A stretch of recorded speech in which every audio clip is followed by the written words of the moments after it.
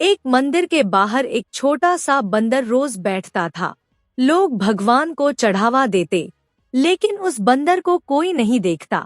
ठंड की रात थी। बंदर भूखा कांपता हुआ सीढ़ियों पर सिकुड़कर बैठा था। लोग अंदर आरती में व्यस्त थे। अचानक मंदिर की घंटी गिर गई। एक बच्चा उसके नीचे आ गया। भीड़ डर गई, कोई आगे नहीं बढ़ा। तभी वही बंदर दौड़ा, घंटी को धक्का देकर हटाया। बच्चा बच गया और बंदर बेहोश होकर गिर पड़ा। आज मंदिर में लोग उसे खाना चढ़ाते हैं, पर बंदर नहीं आता क्योंकि किसी ने लाइक नहीं किया।